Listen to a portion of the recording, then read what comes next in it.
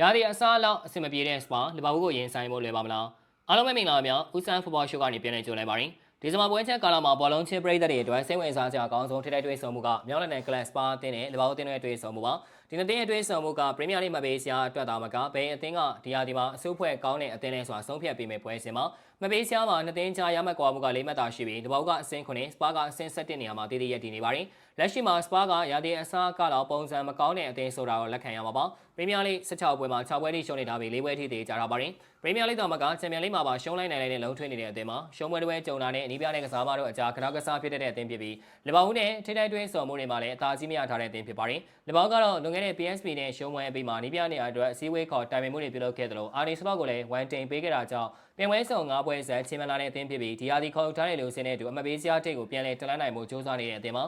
အမားနဲ့နဲ့တော့ဂီယိုဆိုင်လာတဲ့အသင်းဖြစ်တယ်လို့ပွဲတိုင်းကိုစနစ်တကျထိန်းချုပ်ကစားဖို့အတွက်ဦးစားပေးလာတဲ့အသင်းဖြစ်ပါတယ်ဒီပွဲမှာစပါကအိမ်ကွင်းမှာအိတ်ခံကစားရမှာဖြစ်တဲ့အတွက်အိမ်ကွင်းအားသာချက်ကိုပြေဝတုံးချဖို့အတွက်စူးစမ်းလာမယ့်အပြင်တံမြင့်တိုင်းစစ်ကစားဖို့မယ်လီဗာပူးကိုဒုက္ခပေးဦးမယ်အသင်းပါဒီပွဲအဓိကဆုံးဖြတ်ချက်ကဘယ်အသင်းကစိတ်ရှည်ရှည်နဲ့ကိုပိုင်ပုံစံကိုထိန်းထားနိုင်မလဲဆိုတာပါမယ်လီဗာပူးဆိုတာကခေါင်းဆုံးမဆိုတဲ့ကစားမတွေကိုဒီဟာဒီမှာခေါ်ထားတဲ့အသင်းဖြစ်ပြီးဒီစမှာပွဲချက်ကာလာကိုလွန်ရင်အားတောင်းတောင်းတင်းနဲ့ကြော်ဖြတ်ပြမယ်အသင်းပါစပါကဆိုလန်ကီမယ်လီစင်နဲ့ဒီကစားမများပြားထန်ရရနေတာကြောင့်ပွဲစဉ်တိုင်းမှာပုံမှန်ပွဲထွက်လာတဲ့17ယောက်ကလွှဲရင်ရန်ကစားမတောင်းတင်းတဲ့အခြေအနေမှာမရှိပါဘူးပွဲကိုဆုံးဖြတ်ပေးနိုင်မယ်ထင်ရတဲ့ဇာဗီဆိုင်မွန်ကစားထင်သလောက်အခြေစွမ်းမပြနေသလိုတိုက်စစ်ကကိုလိုမိုနီနဲ့ရာချာလက်ဆန်တို့ကလည်းပွဲတိုင်းအခြေစွမ်းပြနေတဲ့ကစားမတွေမဟုတ်ပါဘူးဒါတွေကလီဗာပူးထက်မသားတဲ့အချက်တွေပါဒါကြောင့်အစင်လာတိုင်းချက်ပါကြီးတို့အိမ်ကမှာတက်ခွာစီခံရမလားဆိုတာကတော့စောင့်ကြည့်သွားရမှာဖြစ်ပါတယ်အားလုံးကိုကျေးဇူးတင်ပါတယ်